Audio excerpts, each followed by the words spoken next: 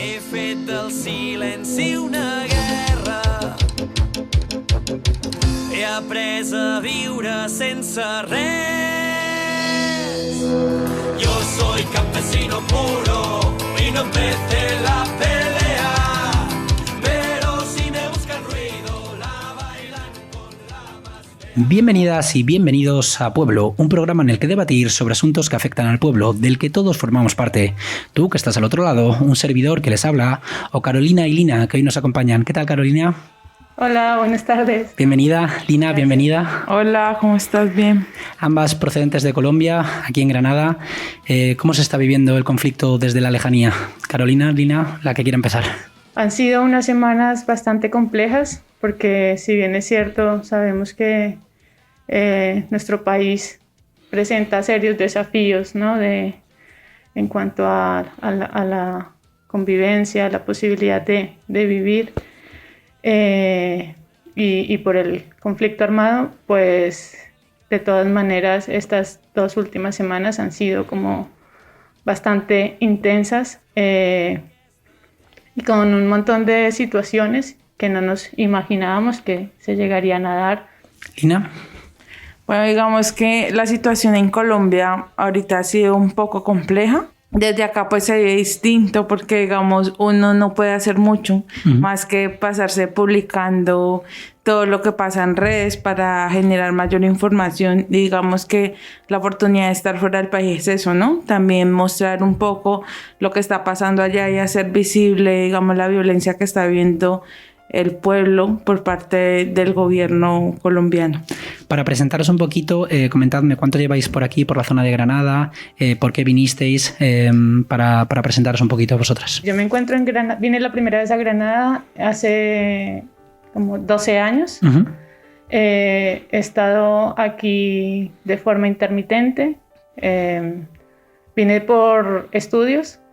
Sin embargo, pues mi tema de estudio ha estado muy vinculado con la migración de la población colombiana, específicamente con las mujeres hacia Granada y con el sostenimiento de vínculos transnacionales, con lo cual he estado muy conectada no solamente con mi ciudad de origen, sino también con diferentes ciudades de las que provienen o venimos la mayoría de colombianos que migramos hacia España y hacia Granada. Uh-huh. Bueno, yo estoy aquí hace poquito, estoy desde octubre del año pasado. Llegué también por tema de estudio, estoy haciendo ahorita mismo un máster en investigación, desarrollo social e intervención socioeducativa en la Universidad de Granada. Justo antes de la pandemia ya había habido agitación social en Colombia. El caso más claro en Latinoamérica fue el de Chile. Quería preguntaros si os esperabais lo que ha pasado en estas 2 últimas semanas desde aquí. ¿Esperabais toda la revuelta y la movilización social que se ha producido en Colombia? La tensión social que venía acumulada a finales del 2019 pues se vio suspendida por la pandemia. Suspendida es un decir, ¿no? O sea, lo ponemos entre comillas porque realmente ese gran descontento y hastío social pues se fue intensificando de forma exponencial con la pandemia, pero no hablamos de la pandemia como con el hecho en sí de la propagación del virus, sino también con la administración que tuvo esta situación de crisis sanitaria en principio, pero que sabemos que no es solo sanitaria, sino también es socioeconómica. Entonces, e incluso tuvo mucho que ver con la agudización de la violencia. No es algo que lo tome a uno totalmente por sorpresa. Hay un punto en el que ya no se ha podido más soportar esta mala gestión que ha tenido no este gobierno, sino como estas crisis estructurales que no obedecen solamente a este gobierno, sino que han sido acumuladas durante muchos años. Y en Cali, de donde eres tú, Lina, ha sido el epicentro de toda la revuelta. ¿Cómo se está viviendo la situación en tu tierra? Bueno, digamos que yo que soy de Cali, recuerdo que en el 2019, en noviembre, precisamente iniciamos un paro nacional, digamos por muchas situaciones que se han venido presentando en Colombia, que como dice Caro, no es de ahora, sino de hace mucho tiempo. Digamos que llevamos muchos años con gobiernos que siguen perpetuando toda la violencia, ¿sí? La masacre contra las comunidades, pero finalmente en noviembre del 2020, digamos que se dejó de hacer el paro precisamente por eso, ¿no? Porque llegó todo lo que fue la pandemia y digamos que pasó algo parecido a esto que vemos ahora en las últimas semanas en Colombia, y fue que empezamos con las manifestaciones y empezó, digamos, el empleo de la violencia por parte de la fuerza pública. Entonces, por ejemplo, en Cali, cuando hicimos esa manifestación en el año pasado, pues lo que pasó fue eso, ¿no? Nos asustaron con violencia, que es lo que suele pasar a nivel Latinoamérica, digamos que son las dinámicas que usan los gobiernos para que las personas se llenen de miedo y no se sigan manifestando. Pero digamos, lo que ha venido pasando ahora es que pues la gente ya sabe, ¿no? Gracias también a las redes sociales, sabemos que eso de someter a la población al miedo, pues es una estrategia para también callarnos. Entonces, digamos, la gente un poco ya está más informada de eso y pues está aún resistiendo en las calles frente a las manifestaciones que se vienen viviendo a hoy 18 días. Sí, justo se cumplen 18 días. El día que se emite esta entrevista hay convocado otro paro. Si alguien que está escuchando esta entrevista no tiene el contexto, lo cuento un poco, aunque entiendo que es noticia en todo el mundo lo que está pasando en Colombia. Se convocaron una huelga debido a la reforma fiscal, que se ha tumbado la reforma fiscal, lo cual me parece muy llamativo, pero ahora la gente sigue saliendo a la calle debido a esa represión que comentabas, Lina. ¿Es el único motivo que lleva a la gente o también la desigualdad social, las diferencias socioeconómicas que hay en Colombia? ¿Qué lleva a la gente todavía a protestar ya que se ha caído esa reforma fiscal? A mí me parece importante mencionar, como tú lo decías, para contextualizar un poco lo que ha sucedido. Justamente una semana antes, el 20 de abril, fue asesinada una autoridad del pueblo Nasa, Sandra Liliana Peña Chocué. Y en ese momento, las 127 autoridades indígenas que conforman el Consejo Regional Indígena del Cauca decretaron o determinaron que realizarían una minga hacia adentro. Una minga hacia adentro significa jornadas de reflexión, de pensamiento sobre lo que está sucediendo. Y nombro esto porque esto hace parte de esa situación del asesinato sistemático de líderes sociales. Pese a que muchos afuera pueden pensar que Colombia ya vive en un momento de posacuerdo de paz, pues la situación dista porque realmente no ha habido un respaldo a ese proceso de paz por parte de este gobierno, y eso también ha hecho que la situación de seguridad y defensores sociales, comunitarios, de muchas mujeres también defensoras del medio ambiente, pues se vea amenazada. Entonces es un poco como un elemento importante para tener en cuenta, que se suma a la situación que hay justo antes de hacer este llamado al paro. El paro nacional, como lo has dicho, se plantea frente a las reformas que estaba proponiendo el gobierno de Duque, que son unas reformas básicamente que conocemos como ajuste estructural, ¿no? O sea, son políticas, es un escenario que no es solamente para Colombia, es un escenario que están enfrentando muchos países, que tiene que ver cómo salir de esta crisis socioeconómica que ha generado la pandemia, que ha incluso profundizado, porque sabemos que muchos de los sectores de salud, de educación, de lo social en muchos países no estaban en una buena situación, estaban ya tocados por la consecuencia de las políticas anteriores. Entonces, han habido diferentes vías, pero hay gobiernos que, como el colombiano, han optado por profundizar estas políticas, reduciendo a lo social, reduciendo a lo económico, quizás no reduciendo totalmente lo sanitario, porque es lo que tiene ahora un foco, pero realmente no le han dado la importancia que ha requerido un sector como estos, ¿no? Entonces, pues lo que hemos visto es que son políticas totalmente caducas, propuestas que no son útiles de ninguna manera para sostener la red de la vida, sino que por el contrario atentan profundamente contra la dignidad y la vida de las personas, haciendo inviable el proyecto de vida de muchas personas para poder sostener unos. Entonces, este paquete de medidas económicas por las que estaba abogando el gobierno de Colombia, de Duque, en su ministro Carrasquilla, contemplaba la reforma tributaria, que intentaba pues que la mayoría de la ciudadanía asumiera esa carga, y luego también hay una reforma pensional, tenemos también una reforma a la salud, teniendo en cuenta algo que es totalmente sorprendente, que en Colombia no tenemos como tal el derecho a la salud, sino el servicio de salud. En Colombia la salud está en manos de unas organizaciones privadas que reciben fondos públicos para brindarle un servicio de salud a la ciudadanía. Y es con estas entidades con quienes los ciudadanos tenemos que lidiar en el día a día a través de diferentes mecanismos jurídicos para conseguir que tengamos un mínimo de atención sanitaria, para conseguir una cita con un médico general o médico de familia que puede tardar mucho tiempo, para conseguir medicamentos.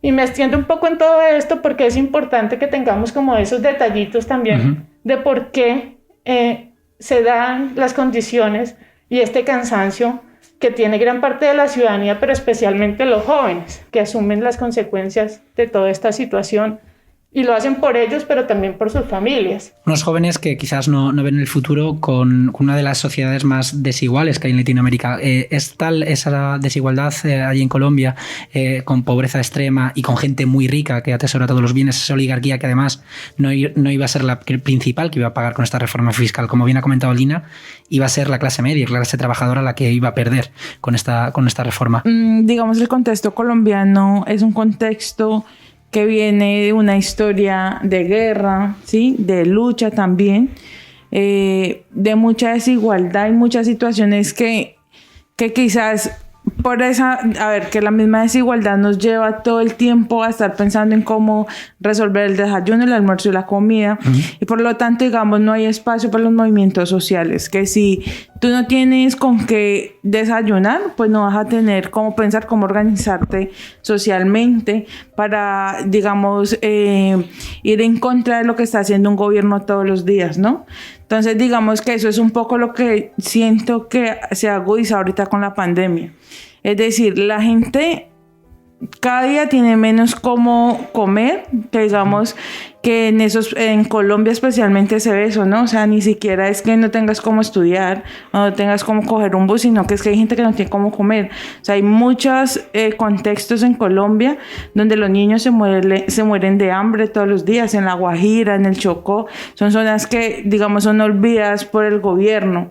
Y lo que más pesa en Colombia es que, digamos, todos estos gobiernos que han venido desde hace años, que hacen parte de la derecha, pues siempre se han encargado, digamos, de formar unos cojines para los ricos, ¿sí? Siempre estamos acomodando a los ricos, pero a los pobres nadie los escucha, ¿sí? Entonces, digamos, como decía Caro, el servicio es un servicio a la salud, no es un derecho.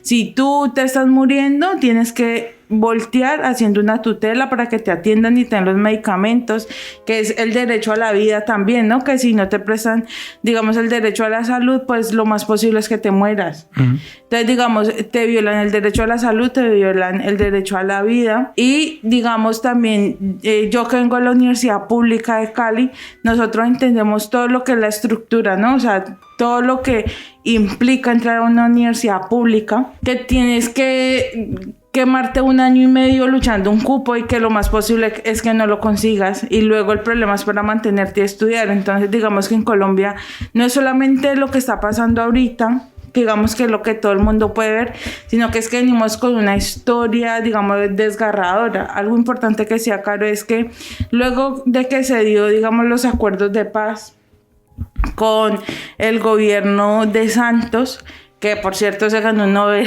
a la paz, ¿sí? Pero en realidad es que la paz no existe, la paz se construye, la paz no solamente son acuerdos con las guerrillas o con los grupos al margen de la ley, sino que la paz es eso, ¿no? La construcción social. Digamos, el tejido social en Colombia está totalmente desdibujado. Y he trabajado todo el tiempo en la zona de la ladera y la zona oriental de Cali, que digamos como las zonas más pobres, donde tú encuentras niños que no estudian, no comen, que llegan a los colegios con un agua panela y periódico, por ejemplo, sí, que llegan sin bañarse, y tú dices, bueno, ¿por qué una mamá manda a los hijos al colegio sin bañarse con el uniforme sucio? ¿Y por qué? Pues porque no tienen agua en su casa. ¿sí? Entonces, si tú ves toda esa desigualdad en un país que tiene grandes riquezas naturales, pues tú dices, a ver, ¿qué está pasando? O sea, es que o somos pobres o nos están empobreciendo. Y para mí es que nos están empobreciendo porque si hay un gobierno que se hace el sordo, el ciego y el mudo con todo lo que está pasando, que son cosas que todos sabemos, pero que nadie finalmente termina resolviendo. Entonces, digamos, ahorita ese es el cansancio, ¿no?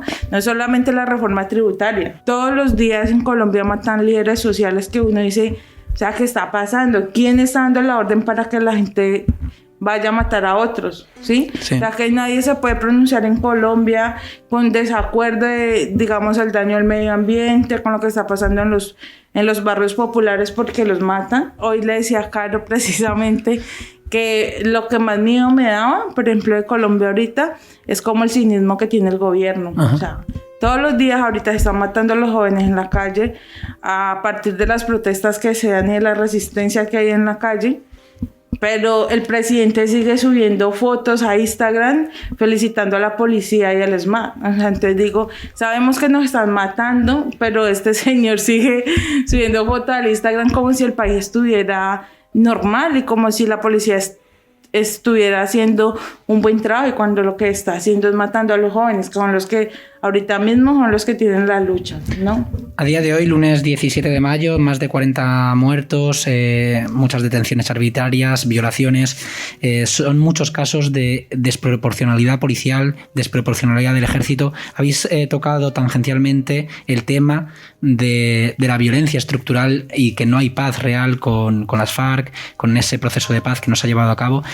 ¿Cómo afecta a que el ejército que viene de luchar o de pelear contra guerrillas de repente vaya a protestas y la desproporción? Yo creo que he escuchado varias veces esto de un ejército preparado para la guerra, ¿no?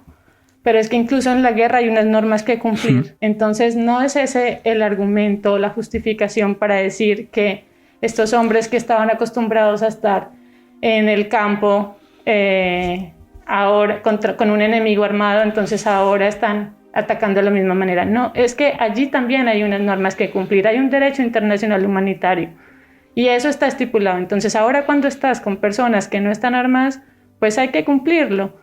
Lo que nos deja esto de enseñanza y nos puede estar llevando a una evidencia es que si esto está pasando delante del registro, como decía Lina, audiovisual de las redes sociales que tenemos hoy, ¿qué era lo que pasaba entonces con el campo? ¿Qué fue lo que pasó con los campesinos y campesinas durante tantos años en Colombia?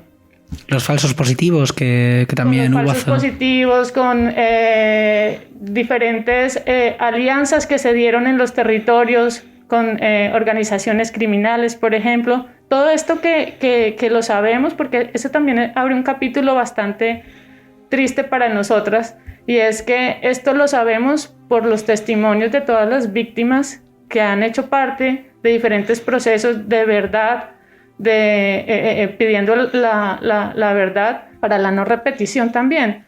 Entonces, pero hoy lo estamos viendo con cámaras, con móviles, porque hoy toda persona puede grabar y no nos explicamos cómo esto está sucediendo, cómo esto está tan internalizado en estas instituciones, pero no solo en las instituciones, sino quienes las lideran, porque incluso organismos de control que se supone que deberían estar del lado de la ciudadanía, de la defensa de los derechos, como el de la manifestación en las calles, pues terminan también legitimando este uso desproporcionado y brutal de la fuerza pública contra la población y vandalizando y adjudicando la etiqueta de terroristas a la ciudadanía que está con palos y piedras en las calles. Entonces, esto es una situación que realmente nos está dejando ver, ya lo que decía Lina, como un descaro que no encuentra límites no solamente en la institucionalidad colombiana, sino incluso internacional. Llevamos 18 días, hay videos, hay evidencia, se ha pedido que se pueda hacer un seguimiento a lo que está sucediendo por las múltiples denuncias, por los homicidios, también por los abusos sexuales que hay Tenemos el caso, por ejemplo, de Alison en Popayán, una chica que se la llevaron, que no estaba haciendo nada, estaba simplemente grabando, se la llevan, como ella dice, me manosearon hasta el alma, sale y se suicida. Esto está pues obviamente en investigación, pero no es solamente el caso de ella el que está en investigación. Según la ONG Temblores, son 16 víctimas de violencia sexual por parte de la fuerza pública.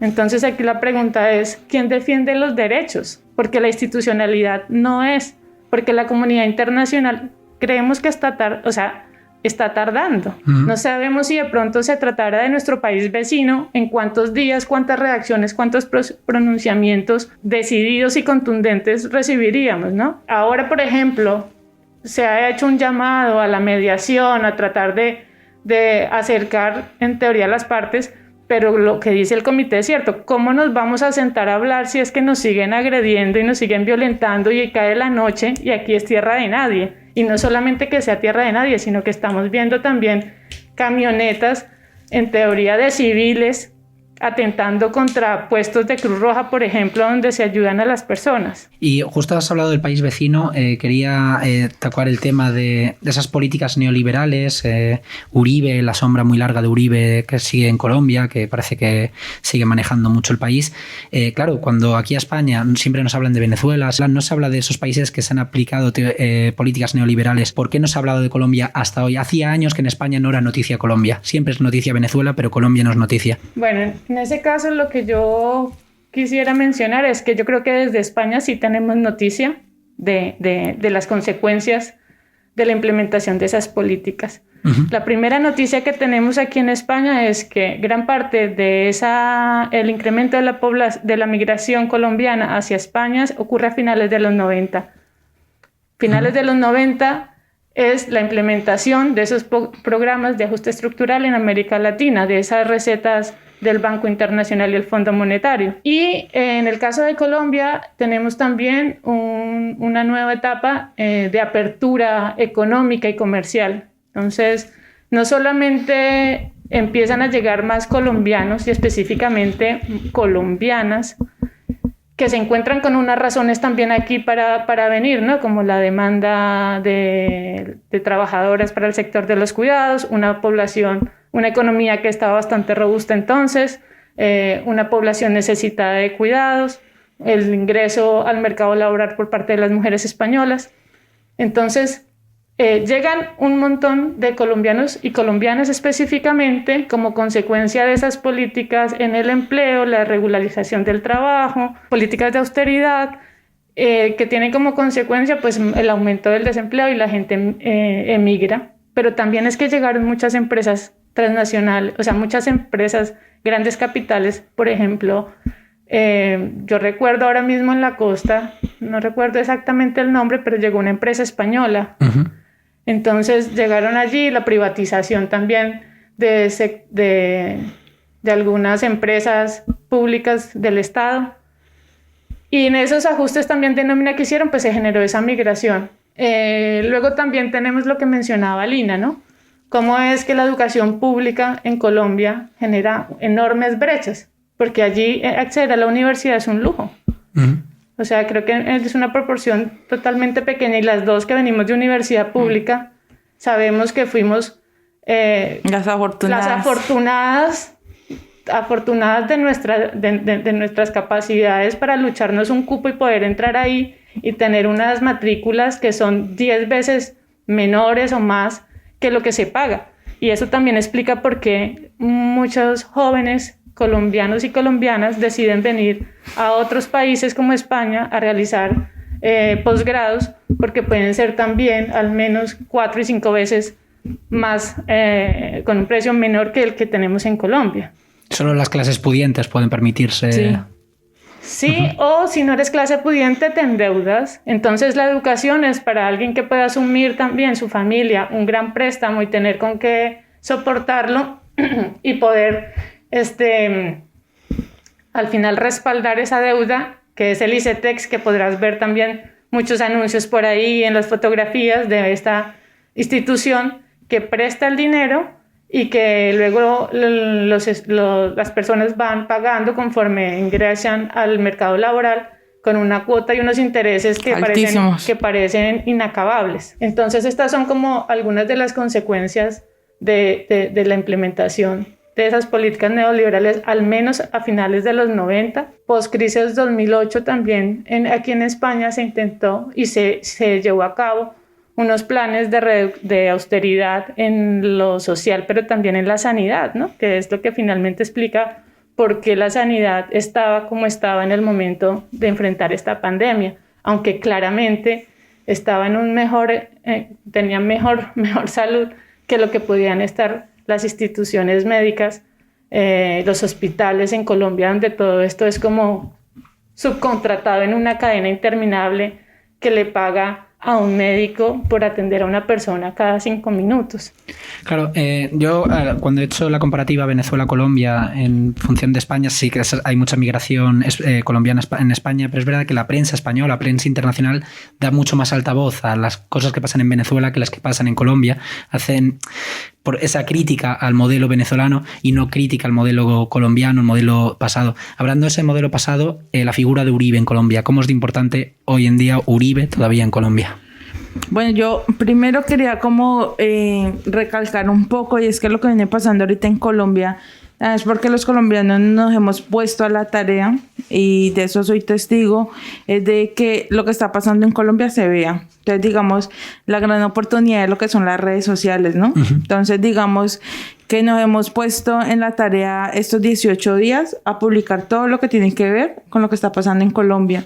Como digamos, estamos ahorita en un sistema globalizado, en donde no solamente las redes muestran, digamos que las redes sociales tienen la capacidad también de conectarnos con gente de todo el mundo. Uh-huh. Entonces, digamos que eso es un poco también lo que ha pasado ahora, ¿no? No es necesariamente porque el resto del mundo se haya interesado en Colombia, sino porque nosotros también hemos hecho un gran trabajo de estar todo el tiempo publicando, digamos, utilizando las herramientas, los hashtags, digamos, las cuentas de la ONU, de todas estas instituciones internacionales, para que se vea lo que en realidad está pasando. Digamos, la primera semana que estuvimos en Colombia, se estuvieron pasando todos los en vivos, donde en vivo vimos cómo mataban gente, por ejemplo, que aunque digamos yo tengo 800,000 seguidores en Instagram, sé que tengo personas de España que también ayudan a replicar esa información. Es que, entonces, digamos, es un poco lo que ha pasado ahora, yo creo. Es que a mí particularmente me escribieron gente que me sigue desde Colombia en redes sociales y me dijo: Andrés, está pasando esto, y yo casi tuve más noción de colombianos que me escribieron desde Colombia por redes sociales, plan, Andrés, da foco a esto, y me pasaron vídeos, como comentas, exacto, de las calles, y claro, alucinaba por esa desproporcionalidad policial. Sí, exacto. Yo creo que eso ha sido fundamental. Digamos que esa visibilidad se la debemos un poco como a ese trabajo que hemos hecho todos los colombianos, en especial los jóvenes, de hacerlo visible a través de las redes sociales, con artistas, por ejemplo, René, ¿sí? Uh-huh. Sí, claro. El que estaba en Calle 13, por ejemplo, él estuvo mucho de los en vivos. Entonces eso hace que no solo la gente colombiana sepa, sino que mucha gente que sigue a René pues sepa lo que está pasando y se una a los en vivos, y todos sigamos en vivo y en directo lo que está pasando en Colombia, que es una de las grandes críticas, ¿no?, que hacemos los colombianos también frente a los artistas colombianos, que J Balvin, Karol G, Maluma, que siempre han vivido de nosotros, ¿sí? Que somos nosotros, el pueblo colombiano, quien los ha apoyado siempre. Uh-huh. Nunca estuvieron presentes para que lo que está pasando en Colombia se hiciera viral. Claro. Mientras que René, que no es de Colombia, pues estuvo ahí presente todo el tiempo, ¿no? Y también como moviendo los pocos contactos que él pueda tener como artista para que estas situaciones se vean. Entonces, bueno, por ese lado, me repites la pregunta. Uribe. No, pero me ha parecido muy interesante el punto que has sacado de redes sociales, que además lo tenía planteado, así que me parece muy bien. Y hablaba de la figura de Uribe, cómo se está viendo. Iván Duque al final sigue la misma ideología que Uribe, o hay separación y el papel de Uribe no es tan importante actualmente en Colombia, desde vuestra perspectiva. Bueno, yo creo que en Colombia hay un monopolio del poder, ¿no? Uh-huh. Que los últimos presidentes que hemos tenido en Colombia han sido gracias a que Álvaro Uribe ha metido la mano, como decimos en Colombia. Es decir, él siempre ha financiado y apoyado a algunos candidatos. Y como en Colombia todavía hay, digamos, fuertemente un arraigo por lo que pudo haber hecho Uribe, digamos, hay gente fanática a Uribe. Así como Hitler tenía fanáticos, Uribe tiene fanáticos en Colombia también. Entonces, digamos que, claro, o sea, todo esto también ha sido producto de un monopolio que ha montado este expresidente. Y todas las políticas se mueven a partir de esto, ¿no? Entonces, lo que dice Uribe en Colombia todos los días causa polémica. Claro. Yo aún no entiendo cuál es el poder inmediato que tiene este señor en Colombia, pero todo lo que él dice causa polémica.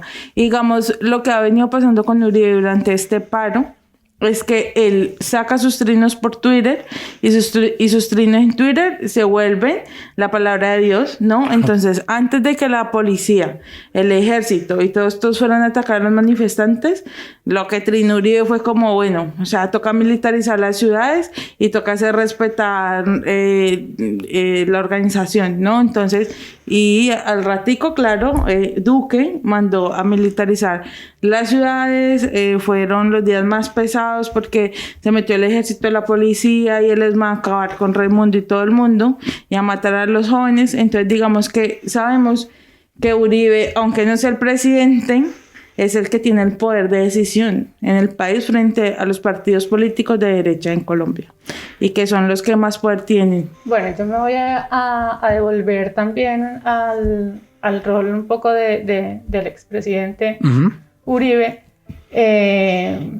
para mencionar que tengamos en cuenta que este personaje acumuló una serie de poder, ¿no?, político, en la medida en que vendió seguridad en un contexto en el que estaba más recrudecido también el conflicto armado, con la existencia de las guerrillas de las FARC, y su promesa de campaña y de gobierno fue asegurar que se pudiera volver a las fincas, ¿no?, la seguridad. Y además continuó haciendo, por eso también tuvo como este respaldo, cierto respaldo en algunos sectores sociales, de aquel que quería volver a su finca, si bien contó también con algún respaldo, digamos, de los sectores socioeconómicos más bajos, también pues de intereses de sectores económicos que son los que determinan la parada en Colombia, ¿no? Con los acuerdos de paz, pues era de esperar que estuviera en contra, porque finalmente lo que a él le ha mantenido también permitiéndole acumular ese poder, ha sido la oposición a los acuerdos de paz, una afirmación sostenida de guerra contra un enemigo, que en este caso eran las FARC, y una excusa que habíamos venido sosteniendo desde hace 60 años, imposibilitando que pudiéramos ver otro tipo de situaciones que realmente conectaban la política con nuestra cotidianidad, ¿no? Y es lo que ha pasado. Entonces, cuando esa excusa de la guerra, del enemigo, se cae porque se firman estos acuerdos de paz y él se niega y tal, y consigue que llegue otra persona de su partido, como Iván Duque, a la presidencia, pues se encargan de hacer trizas los acuerdos porque realmente les conviene seguir manteniendo la idea reforzada de ese enemigo interno, de la necesidad de militarizar, de la necesidad de asegurar esa seguridad, de la necesidad de anular lo diferente porque se vuelve una amenaza, ¿no? Pero pues poco a poco, estos años y más la intensificación de la pandemia y el paro que hubo en 2019 por parte de los estudiantes, pues ha sido como que se ha caído el telón, ¿no? Realmente, y ya no existe esa desconexión en la población de lo que es la política, las políticas que nos gobiernan, que condicionan nuestro día a día, que condicionan nuestra posibilidad de desplazarnos por la ciudad, de adquirir un mercado, de tener un trabajo, de poder ir a la universidad o a un instituto técnico y que después de salir de ahí podamos seguir siendo alguien más, ¿no? Entonces, eso yo creo que es lo que realmente sucede, y es que en este paro nacional muestra es cómo la ciudadanía va viendo esa conexión y realmente se concentra en los jóvenes, pero ni siquiera en los jóvenes del movimiento estudiantil como podría haber sido en Chile, sino en jóvenes que no tienen trabajo, o sea, que están trabajando incluso en los hogares, pero que no tienen acceso a la educación, que son jóvenes, como decía Lina, de barrios populares que han sido olvidados también por el Estado. A pesar de ser sectores urbanos, el Estado no llega. Y también hay un componente aquí que tiene que ver con un racismo estructural en Colombia, porque Cali es una ciudad que recoge y agrupa, acoge a la población desplazada de los departamentos. Ya sabemos que en Colombia, en lugar de provincias, tenemos departamentos, en los departamentos del Chocó, del Cauca. Entonces, todo eso se centra en Cali, es población afrocolombiana, pero también de nuestros grupos ancestrales que están ahí. O sea, es una combinación de un montón de cosas, de procesos históricos de exclusión, que ya no le queda tan fácil a esta persona decir que todo esto se debe al conflicto armado o que se debe a una guerrilla, porque no es así. Eso por una parte, y el gobierno que ha heredado a Duque realmente pues era una persona que no ha tenido ninguna experiencia en un cargo público, que además leyó muy mal la situación del 28 de abril, y tras las protestas que desbordaron obviamente a los sectores tradicionales, porque aquí tampoco se puede decir que, o sea, aquí hay algo también muy importante, y es que ya no se trata solo los sindicatos y los comités estudiantiles convocaron al paro, pero esto desbordó a esas organizaciones tradicionales representativas de lo social y se fue no solo hacia los jóvenes, sino jóvenes y alianzas generacionales y alianzas populares de asambleas barriales que se están llevando a cabo, que como conoce Lina, está Puerto Resistencia, que no es solamente un lugar donde está la primera línea, la llamada primera línea, que acuerpa los enfrentamientos, sino también la construcción o la instalación, por ejemplo, de la biblioteca o un centro de atención médica. O sea, también creo que se interioriza este mensaje de que la resistencia no es solo aguantar, sino crear algo nuevo. El panorama ha sido muy duro, por lo menos de sentir en la distancia, y es un poco descarado no decirlo porque no está poniendo el cuerpo allá, pero al mismo tiempo hay un horizonte de esperanza, porque hasta hace muchos años no habíamos visto como esta indignación generalizada, donde vemos a los jóvenes, pero vemos a las abuelas, vemos a las madres asumiendo primeras líneas, porque estamos las mujeres también cansadas, y las madres también de estos barrios viendo cómo asesinan a sus hijos. Si no es el mismo Estado, o sea, eran los grupos también criminales que los quieren vincular con el narcotráfico o que los quieren hacer parte de una guerra, pero ahora es el mismo Estado el que atenta contra ellos y los ha llevado a negar esa situación y asumir ellas también a través de la primera línea o también de ollas comunitarias. O sea, los procesos de resistencia que se han levantado en estos días han sido también bastante destacables y va por partes iguales. Esperemos que toda esta situación también logre como canalizarse al momento de negociar, pero hay algo ya muy importante, y es que el pueblo colombiano sigue teniendo dignidad. Para ir cerrando la charla, me ha parecido muy interesante tu relato. Justo quería hablar de esto. Hay una parte esperanzadora cuando un pueblo dice se acabó, basta, salimos a las calles, protestamos y luchamos por nuestros derechos. Pero claro, es muy heterogéneo el grupo que ha salido en Colombia. Ha salido mucha gente con muchas ideologías, con muchos objetivos.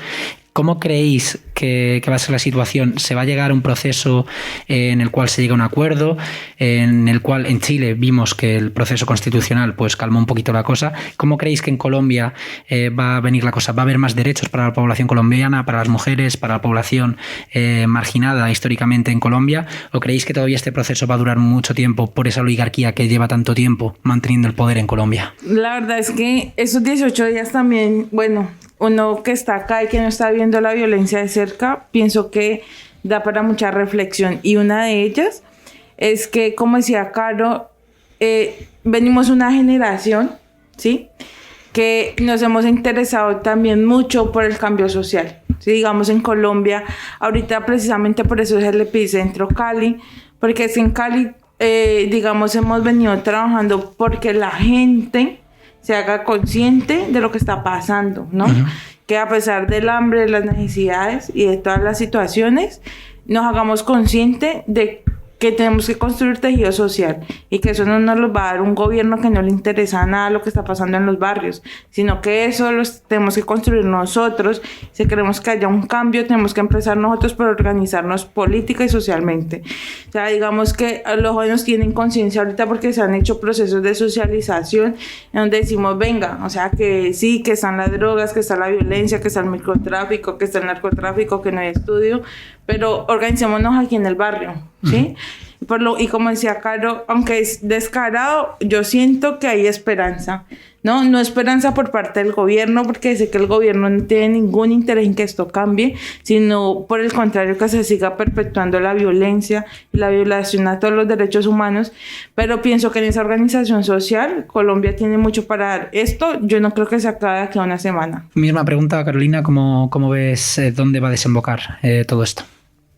Bueno, pues a mí me parece difícil un poco apresurar un ejercicio de futurología, pero creo que lo que dice Lina da totalmente en la clave, y también que todo ese vigor depende de cómo el gobierno nacional y las diferentes instituciones, incluso partidos políticos, lean lo que está sucediendo en este momento. Porque ya hemos visto las semanas anteriores que la lectura ha sido perversa, ¿no? Y esto ha cobrado muchas vidas. Entonces todo depende de cómo se reconozca también a ese comité del paro, de manera haya un primer reconocimiento, o sea, que sea un diálogo entre iguales y no con ese arribismo y que caracteriza a la clase política colombiana. Entonces, depende de eso, depende también de cómo se terminen de articular estas iniciativas a nivel regional, que es un elemento también importante en toda esta situación que podríamos denominar del estallido social, y es que se sale de esas lógicas centralistas que siempre nos han marcado desde Bogotá, ¿no?, los ministerios, sino que aquí hay unos procesos regionales autónomos también.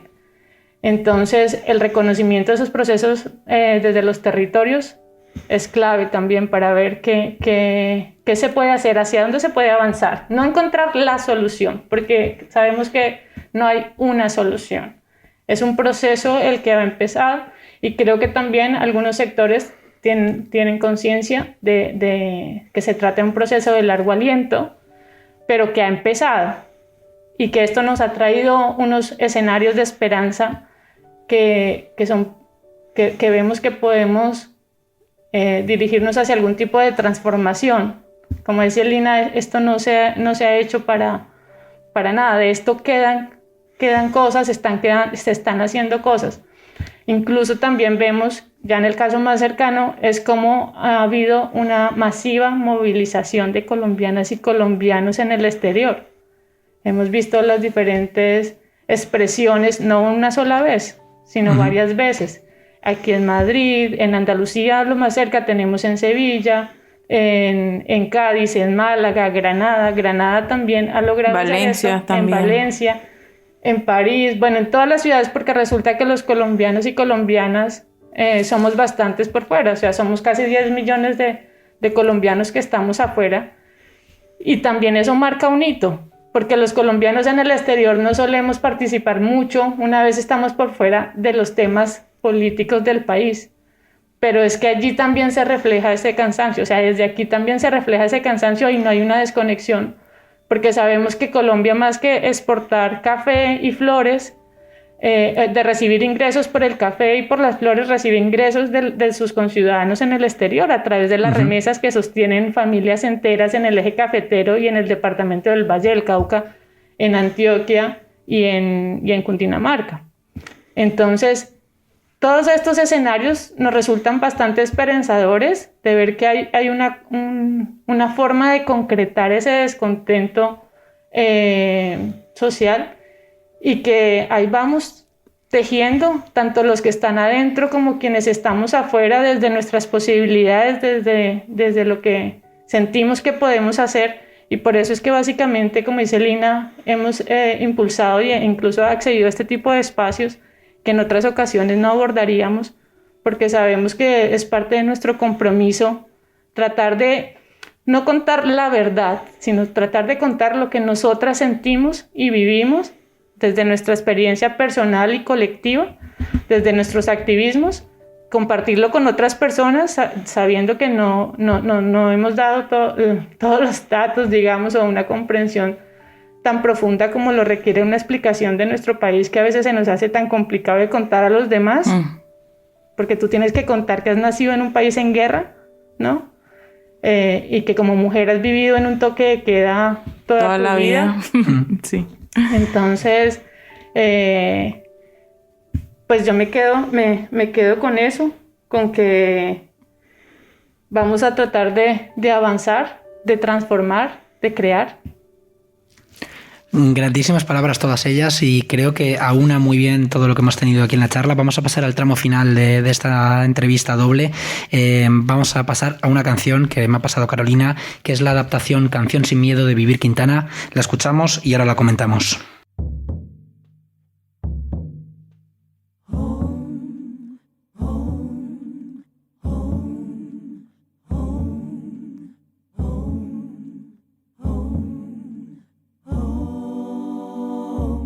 Tiemble el Estado, los cielos, las calles, que tiemblen los jueces y los judiciales. Hoy a las mujeres nos quitan la calma, nos sembraron miedo, nos crecieron alas. A cada minuto de cada semana nos roban amigas, nos matan hermanas, destrozan sus cuerpos, los desaparecen. No olviden sus nombres, por favor, señor presidente. Por todas las nazas luchando en el Cauca, por todas las mujeres reincorporadas, las niñas en Vera que han sido violadas, por las campesinas todas colombianas. Cantamos sin miedo, pedimos justicia, gritamos por cada desaparecida, que resuene fuerte, nos queremos vivas, que caiga con fuerza el feminicida. Todo lo incendio, yo todo lo rompo. Si un día algún fulano te apaga los ojos, ya nada me calla, ya todo me sobra. Si tocan a una, respondemos todas. Soy Brenda, soy Ariana y soy Xiomara, Rosa Elvira, Alejandra y soy Juliana. Soy la niña que subiste por la fuerza. Soy la madre que ahora llora por sus muelas. Y soy esta que te hará pagar las cuentas. Todas las compas marchando en Colombia por las chicas trans que han sido asesinadas, las mujeres negras luchando en Dayal, todas las guayú defendiendo su tierra. Cantamos sin miedo, pedimos justicia, gritamos por cada desaparecida, que resuene fuerte, nos queremos vivas, que caiga con fuerza el feminicida. Que caiga con fuerza el feminicida. Que retiemble en sus centros la tierra, al sonoro rugir del amor. Que retiemble en sus sus centros la tierra al sonoro rugir del amor.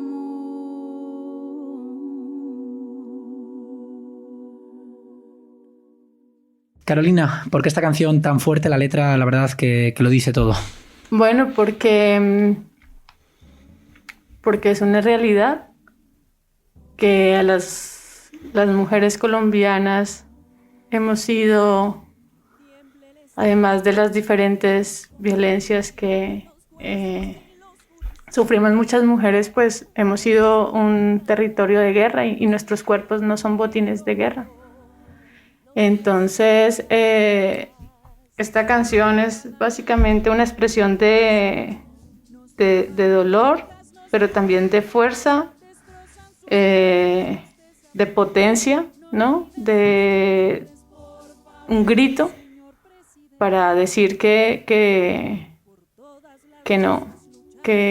son muchas las mujeres que han sido asesinadas y que han sido objeto de esa violencia por parte de diferentes actores armados, de una violencia machista, racista, colonial, que se ha ensañado con los cuerpos de nosotras las mujeres y que lo que decía hace un rato, las mujeres están ahí presentes, las madres que no quieren seguir viendo cómo asesinan a sus hijos, pero tampoco ni el Estado ni nadie, ¿no? También por las defensoras ambientales, ¿no? Es que en Colombia se pierde la vida o se arriesga la vida por defender lo común, ¿no? La vida, por defender un río, por defender que no haya un proyecto minero, por defender el río y no la hidroeléctrica. Entonces, básicamente por eso, por decir que las mujeres colombianas que están en el territorio ponen el cuerpo y resisten desde esa potencia, desde lo que pueden, desde su sentir. Pues la verdad que la letra te deja con un nudo en la garganta. Vamos a pasar a la parte del texto, que es un fragmento de William Ospina en la columna del Espectador del día de ayer, si no me equivoco, del 16 de mayo. Hoy estamos grabando el día 17, aunque se emita el 19. Cuando tú quieras, Carolina. Bueno, esta columna de ayer se titula Una carta para Puerto Resistencia, que ya lo mencionábamos con Lina, que es este lugar en Cali. Es escrito por William Ospina para el periódico El Espectador. Dice: estuvimos juntos siempre, pero solo ahora estamos juntos. Siempre nos conocimos y apenas empezamos a conocernos. ¿Quiénes son estas muchachas y estos muchachos firmes y conmovidos que nos hablan por primera vez? Son los que fuimos, sueñan lo que soñamos. Hacen por fin lo que siempre quisimos hacer. Están aquí desde hace siglos y sin embargo acaban de nacer. Y por sus labios hablan estos mares y por sus manos corren estos ríos. Y son de todos los colores. Han nacido en los valles, en las montañas, en los litorales, en las ciudades. Es ya la educación lo que debe cambiar. Hemos visto muchos graduados de la universidad que ni siquiera así encuentran un lugar en la sociedad. Y muchos tienen que irse a buscar en otra parte lo que su país debió darles. Aquí no bastan ya los títulos. Necesitamos un país que ofrezca alternativas, que valore el talento que esté hecho para engrandecernos y no para este desprecio cotidiano. Hay cosas que se aprenden en las aulas, hay otras que se aprenden en las calles, hay otras que se aprenden en las selvas. Que el país abra sus salones de montes y de ríos, de mares y llanuras, allí donde hay que aprender ahora las ciencias más necesarias.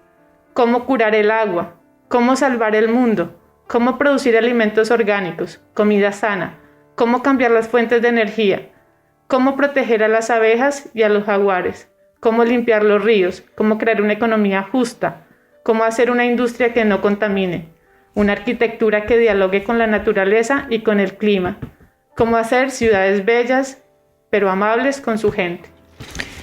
Unas palabras que hablan de ecologismo, la verdad que hablan de un mundo mejor y que ojalá veamos. Por falta del tiempo no vamos a poder analizar mucho las palabras, así que vamos a cerrar con una palabra que quiero que me digáis brevemente qué significa para vosotras. Podéis pensar el tiempo que queráis. Y la palabra es lucha. ¿Qué significa lucha para vosotras? Bueno, yo creo que esos 18 días la lucha se hace a punta de empatía. Creo que es la palabra que más me ha resonado y es que la empatía no es solamente pensarse en el lugar del otro, sino actuar también, ¿no? O sea, no hasta con pensarme en el lugar de las otras personas, sino cojo lucha. Y coger lucha en esos momentos de crisis, pienso que es importante.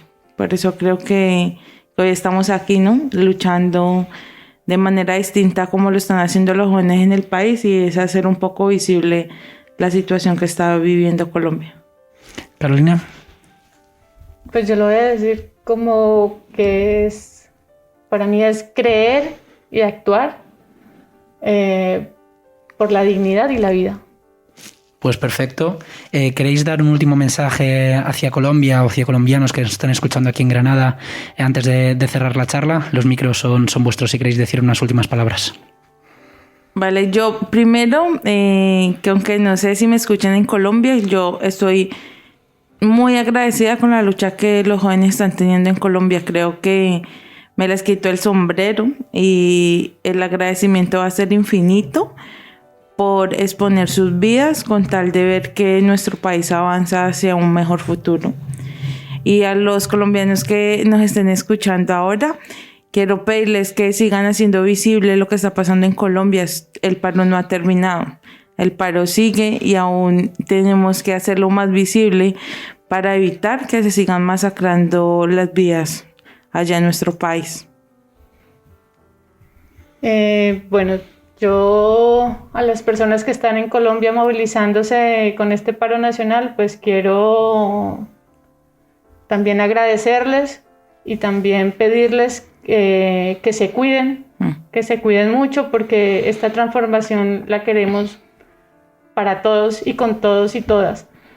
A los colombianos y colombianas que estamos en el exterior y quizás también andamos por aquí en Granada, que bueno, que ya saben que estamos conectados, que estamos haciendo unas concentraciones y que vamos a seguir con diferentes tipos de actividades para, como dice Lina, seguir visibilizando esta situación, porque sabemos que si bien hay unas particularidades de nuestro país, sabemos también que en este momento las políticas de ajuste estructural no son la salida solamente que se propone el gobierno colombiano, sino muchos gobiernos también estarán proponiendo esta salida en sus respectivas sociedades, con lo cual no son solamente nuestros derechos los que se encuentran ahora mismo en riesgo, que de por sí ya son bastante precarios y a veces como una ficción, pero también a las personas españolas. Yo quisiera decirles que